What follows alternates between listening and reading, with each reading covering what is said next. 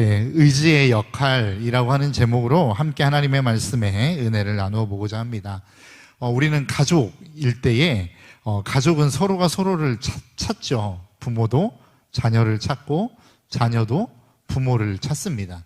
그런데 자녀가 부모를 찾는 것, 그리고 부모가 자녀를 찾는 것은 느낌이 좀 다른 것 같아요. 왜냐하면 부모가 자녀를 찾을 때에는 이유가 없어도 그냥 찾습니다. 뭔가 볼 일이 없어도 찾고 도움의 손길을 필요로 하지 않아도 찾습니다. 그냥 얼굴이 보고 싶고 그냥 함께 있고 싶으니까 불러놓고 옆에 앉혀놓는 경우들이 있습니다. 이것이 보통 부모가 찾는, 아이들을 찾는 이유이겠지요. 그러나 자녀들은 어떻습니까? 사실 부모를 많이 찾지는 않는 것 같습니다. 근데 꼭 찾을 때가 있지요. 언제입니까? 용돈이 필요할 때, 뭔가 자신들에게 있어서 부모의 역할이 필요할 때 자녀들은 부모를 찾는 것 같습니다. 그러니까 어떻게 보면 저도 부모의 입장에서 자녀들이 저를 찾을 때에 참 기분은 좋지만 어떠한 목적에 의해서만 저를 찾는다라고 느낄 때는 좀 마음이 그렇게 썩 좋지는 않은 것 같습니다. 그럼에도 불구하고 좋긴 합니다. 아예 나쁘다는 이야기는 아니지만 그래도 조금 아쉬움은 남죠. 그래서 이 아이들이 어느 순간인가 나를 찾을 때에 아무런 이유 없이 그냥 보고 싶어서 좀 찾았으면 좋겠다라는 이런 마음들도 때로는 갖게 되는 것 같습니다. 여러분, 오늘 본문의 말씀을 보니까 시편 기자는 하나님을 찾습니다. 근데 어떻게 찾냐면 오늘 본문 1절의 말씀에서 이렇게 말씀하죠. 하나님이여, 사슴이 시냇물을 찾기에 갈급함같이 내 영혼이 주를 찾기에 갈급하나이다. 그러니까 사슴이 시냇물을 찾기에 갈급한 것처럼 내 영혼이 그렇게 하나님을 찾습니다 라고 이야기합니다. 여러분, 우리도 목마르면 물을 찾습니다. 그런데 시냇물을 찾는 사슴하고 우리가 목마를 때 물을 찾는 그 느낌하고 뭐가 다를까요? 여러분, 사슴은 그 목의 식도 자체가 셀로판지 같이 생겼답니다. 그래서 목이 말라서 이게 탁 붙어버리면 떨어지지가 않는데요. 그러니까 셀로판지는 그렇지 않습니까? 물이 묻은 상태에서 딱 붙여놓고 이 물이 말랐을 때 딱 떼려고 하면 찢어져 버리잖아요. 그것처럼 사슴의 식도가 그렇게 생겼답니다. 그러니까 목이 말라서 내가 이 물을 어느 적시에 마지막에 최후의 시간에 이 물을 마시지 못하면 식도가 붙어버리는 거예요. 그러니까 더 이상 이제 먹을 것을 먹지 못하겠죠. 그러면 죽음인 것입니다. 그러니까 사슴이 목이 말라 물을 찾는 것은 자기의 생명을 걸고 찾는 것과 동일하다는 것이죠. 그러니까 오늘 시편의 기자는 하나님을 찾는데 그렇게 목숨을 걸고 지금 찾고 있다는 거예요. 하나님, 지금 당장 하나님이 나를 도와주시지 않으면 저는 죽습니다. 하나님의 손길이, 그 하나님의 도움의 손길이 지금 이 시간 나에게 임하지 않으면 저는 이제 끝납니다 라고 하는 심정으로 그 하나님을 찾고 있다는 거예요. 여러분, 여러분들의 인생에서도 하나님을 그러한 마음으로 찾아보신 적이 있으십니까? 하나님, 내가 지금 이 순간 너무나도 힘들고 고통스럽습니다. 그런데 지금 그 하나님을 내가 만나지 않으면 제 인생은 끝날 것만 같습니다. 이런 간절한 심정으로 하나님을 찾아보신 적이 있으십니까? 오늘 본문의 시편 기자는 그렇게 하나님을 찾고 있었다라는 거예요. 그런데 그 문제는 무엇이냐면 오늘 본문 2절의 말씀에 나옵니다. 내 영혼이 하나님, 곧 살아계시는 하나님을 갈망하나니 내가 어느 때에 나아가서 하나님의 얼굴을 배울까? 그러니까 내가 하나님을 그렇게 찾고 싶어서 하나님을 찾고, 우리로 이야기하자면 경제적인 문제가 있든 아니면 자녀로 말미암아 어려움과 고통을 겪고 있는 것이든 아니면 질병 때문에 지금 아픔을 겪고 있는 것이든 어떤 문제가 됐든 간에 내가 정말로 지금 당장 하나님을 만나지 않으면 내 인생이 끝날 것 같은 느낌을 가지고 하나님을 찾았다라는 거예요. 근데 그 찾는 데까지는 좋은데 우리는 다 알고 있지 않습니까? 우리가 하나님 앞에 기도하면 그 하나님이 우리에게 응답하신다. 우리가 하나님을 찾으면 하나님은 반드시 우리를 만나 주신다. 우리는 다 알고 있어요. 그런데 오늘 본문 2절에서 시편 기자는 뭐라고 말씀하고 있냐면 내가 어느 때에 나아가서 하나님의 얼굴을 배울까? 내가 이렇게 하나님을 찾고 있는데, 내가 하나님을 이렇게 기다리고 있는데, 내가 이렇게 하나님을 갈망하고 있는데 하나님을 뵐 수 있을 기약이 없다는 거예요. 자기가 느끼기에 하나님을 찾으며 나아가고 있는데 그 하나님을 만나고 싶어서 내가 그토록 간절히 하나님을 찾고 있는데 하나님을 만날 기미가 보이지 않는다라는 겁니다. 여러분들의 삶 가운데도 그런 경험이 있으시지 않습니까? 참 고통스러웠어요. 아팠어요. 그래서 하나님을 찾으면 하나님이 응답해 주신다고 해서 내가 기도의 자리에 나아갔는데 하나님이 꿈쩍도 안 하시는 것 같습니다. 찾아오시지도 않는 것 같습니다. 내 기도는 아예 그냥 뒷전으로 제껴두신 것 같은 느낌이 드는 겁니다. 지금 오늘 본문의 말씀이 그런 거라는 거예요. 시편 기자가 고통이 있었어요. 죽을 것 같은 아픔이 다가왔어요. 그 아픔의 현장을 그는 지금 살아가고 있단 말입니다. 그래서 하나님이 우리에게 가르쳐 주신 대로 네가 하나님을 찾으면, 네가 부르짖으면 내가 너에게 응답하겠고 크고 놀라운 비밀을 보여줄 거야. 이 약속의 말씀을 붙잡고 막 열심히 기도하고 있는데 하나님은 우리에게 찾아오실 기미를 보이지 않더라라고 하는 것입니다. 이것이 지금 오늘 본문의 말씀에서 겪고 있는 시편 기자의 상황이라는 겁니다. 그래서 그 시편 기자가 어떻게 합니까? 오늘 본문 3절입니다. 사람들이 종일 내게 하는 말이 내 하나님이 어디 있느냐 하노니 내 눈물이 주야로 음식이 되었도다. 그러니까 나만 하나님을 그렇게 찾고 그 하나님이 내 인생 가운데 찾아오시지 않는 것처럼 느껴지는 게 아니라 다른 사람들도 그런 나의 삶을 바라보며 조롱하더라는 거예요. 야, 너 하나님 믿는다며. 네 하나님께 기도하면 네 하나님이 응답해 주신다며. 하나님이 너의 삶을 축복으로 이끌어 주신다며. 근데 네 꼴을 봐. 네 꼴이 지금 축복받은 꼴이야? 네 인생이 지금 하나님 앞에서 축복받았다라고 이야기할 수 있어? 사람들이 지금 조롱하고 있다라는 거예요. 계속해서 그 사람들을 향하여 그렇게 고통, 지금 내가 겪고 있는 이 아픔으로만도 정말로 감당하기가 힘들 정도인데 사람들이 하는 이야기들이 그렇게 나를 조롱하는 이야기들을 지금 하고 있다라고 하는 거예요. 그렇게 되어지자 이 시편 기자의 마음 가운데 드는 마음이 무엇입니까? 오늘 본문 4절입니다. 내가 전에 성의를 지키는 무리와 동행하며 기쁨과 감사의 소리를 내며 그들을 하나님의 집으로 인도하였더니 이제 이 일을 기억하고 내 마음이 상하는도다. 그러니까 지금 시편 기자는 뭐라고 이야기하고 있는 거예요? 나도 과거에는 하나님을 열심히 예배했다는 거예요. 그 하나님을 열심히 섬겼다는 거예요. 나만 섬긴 게 아니라 하나님을 모르는 사람들을 하나님께로 인도해내는 전도의 사명도 나는 잘 감당했었다라고 이야기하는 거라고요.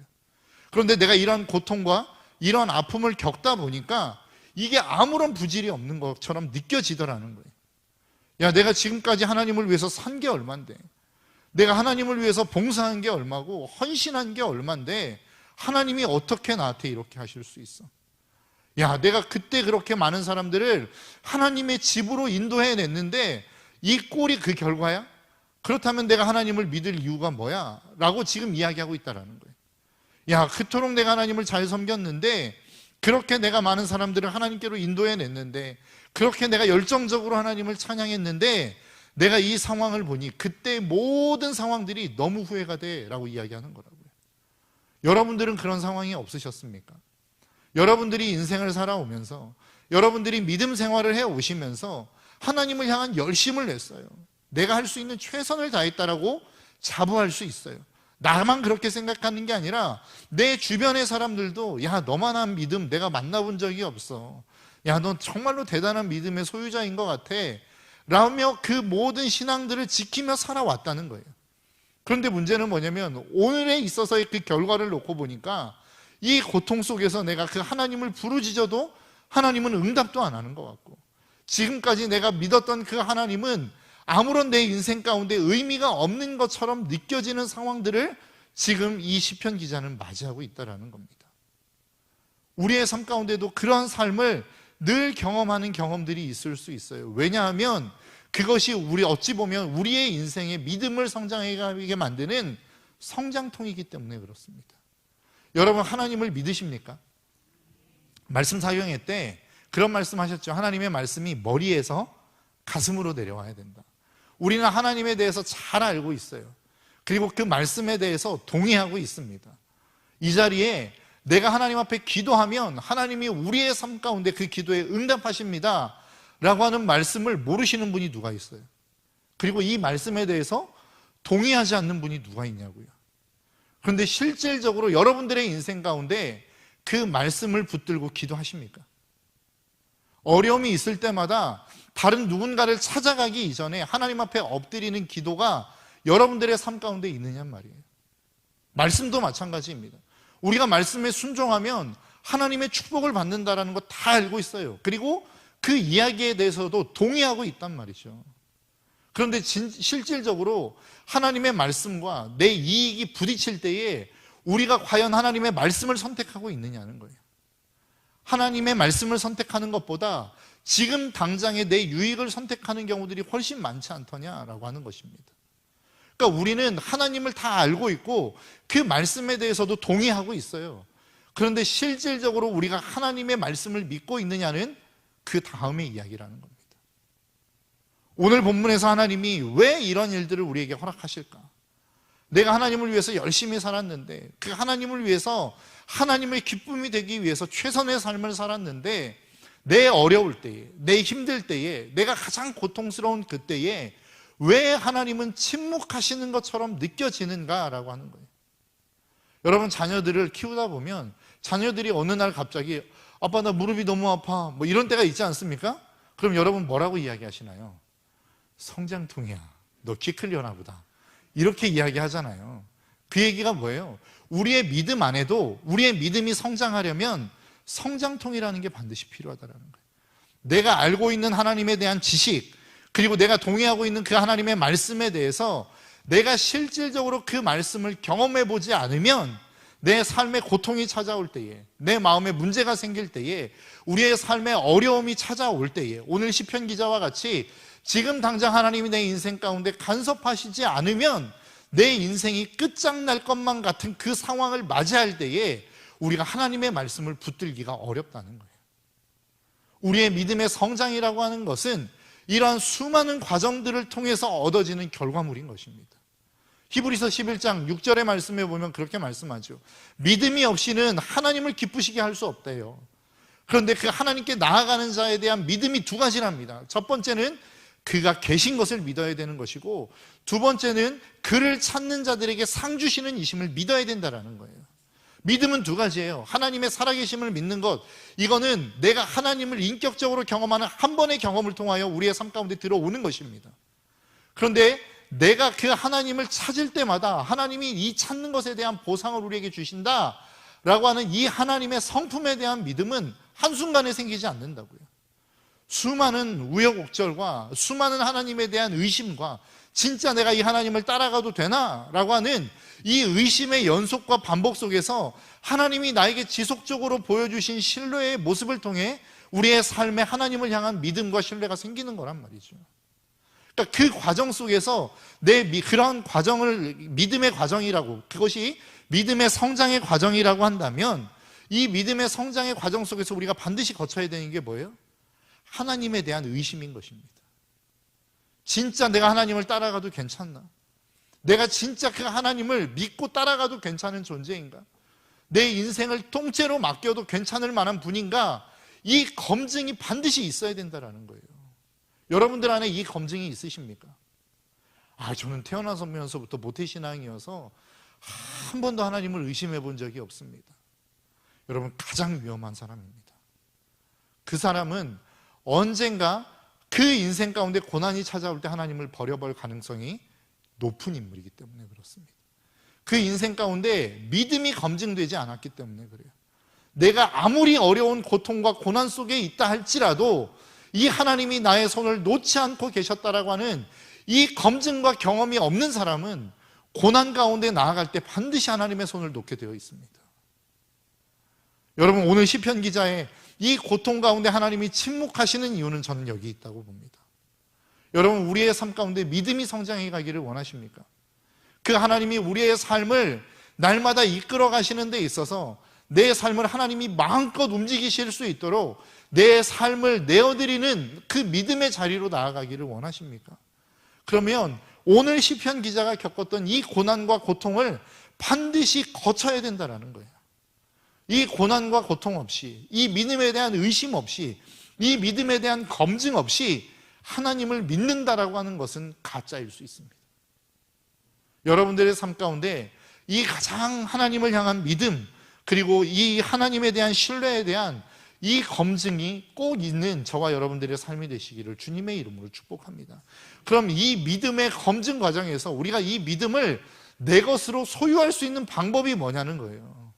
오늘 본문 5절의 말씀입니다. 내 영혼아, 내가 어찌하여 낙심하며 어찌하여 내 속에서 불안해하는가? 너는 하나님께 소망을 두라. 그가 나타나 도우심으로 말미암아 내가 여전히 찬송하리로다. 지금 시편 기자는 너무 고통스러운 상황 가운데 있어요. 고통이 있고 아픔이 있는데 하나님께 부르짖어도 그 하나님이 응답하시지 않는 상황 가운데 있는 거예요. 그때 이 시편 기자가 꺼내든 카드가 무엇입니까? 자신의 영혼을 향하여 선포하는 것입니다. 내 영혼아, 네가 왜 낙심하고 있느냐? 네가 무엇 때문에 불안해하고 있느냐? 네 소망이 되시는 하나님이 계시지 않느냐? 라고 지금 선포하고 있는 거라고요. 여러분, 이게 무엇입니까? 의지입니다.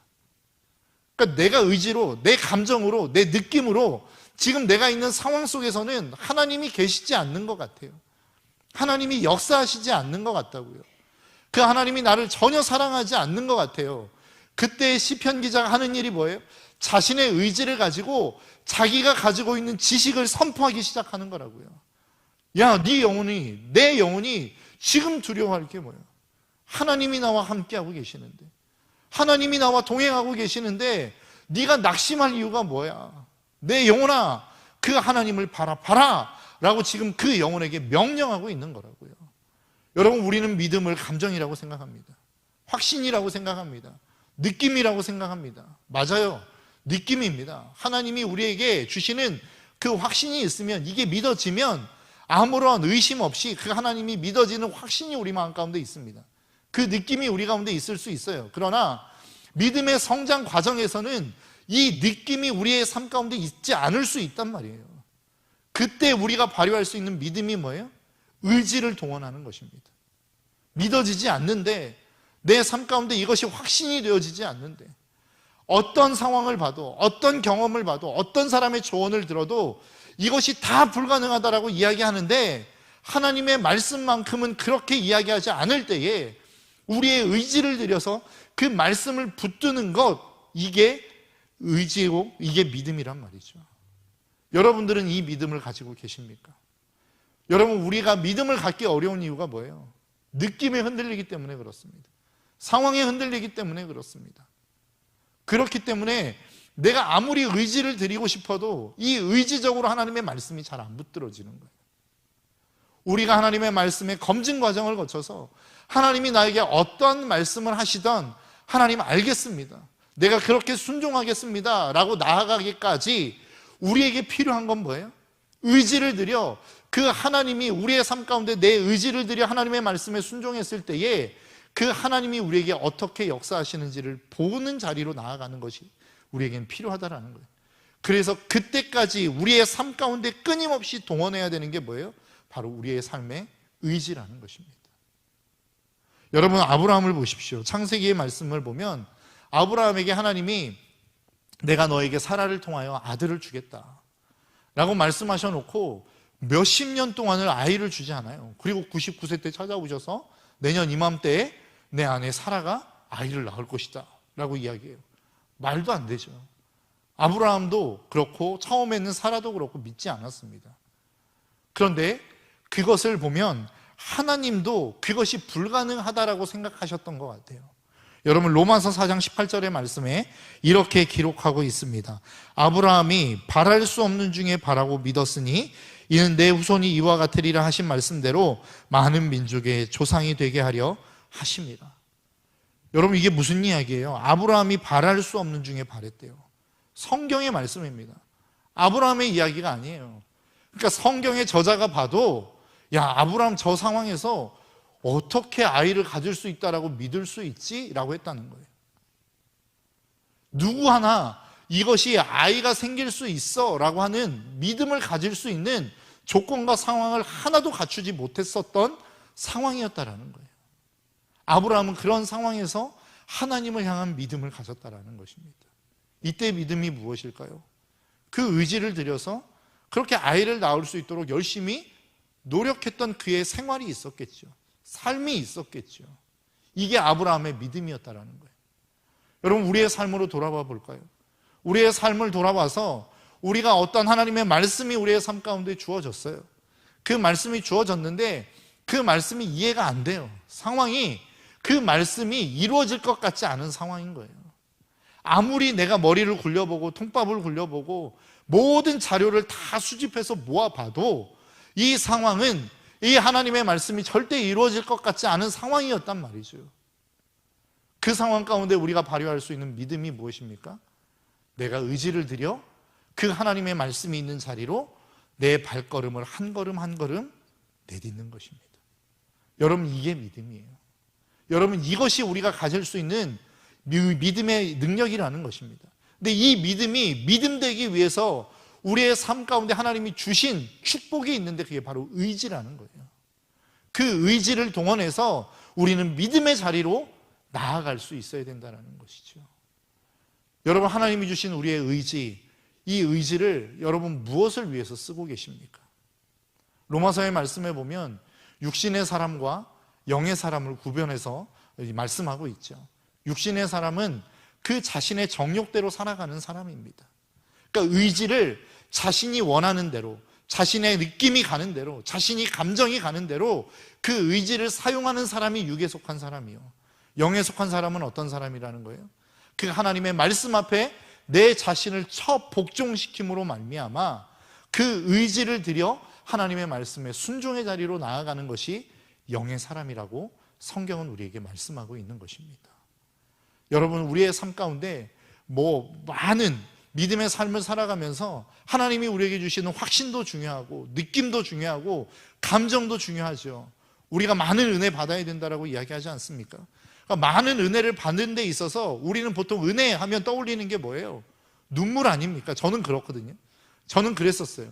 하나님 은혜 받았습니다 라고 이야기할 때 내 마음이 움직일 만큼의 어떤 감동적인 눈물이 내 삶 가운데 쏟아져 내리는 걸 저는 은혜라고 생각했단 말이에요. 그런데 진짜 은혜가 무엇인 줄 아십니까? 진짜 은혜는 하나님의 말씀을 듣고 내가 그렇게 살아야 되겠다라고 하는 의지적인 결단을 내릴 뿐만 아니라 내 의지를 사용해서 하나님의 말씀의 자리로 나아가는 것, 이게 진짜 믿음이라고요. 눈물만 흘리고 그 자리에서 말고 그 삶이 쳇바퀴 돌듯이 동일한 삶으로 돌아가는 게 무슨 의미입니까? 그렇게 받은 은혜가 우리의 삶 가운데 무슨 영향을 끼칠 수 있냔 말이에요. 은혜 받았다라고 하는 것은 반드시 그 삶에 의지를 동원하여 하나님의 말씀의 자리로 나아갈 결단을 가졌다라는 것을 여러분 잊지 않으셨으면 좋겠습니다. 여러분, 하나님이 우리에게 의지를 주신 이유는 여기에 있는 것입니다. 오늘 본문에서 말하는 시편 기자도 마찬가지입니다.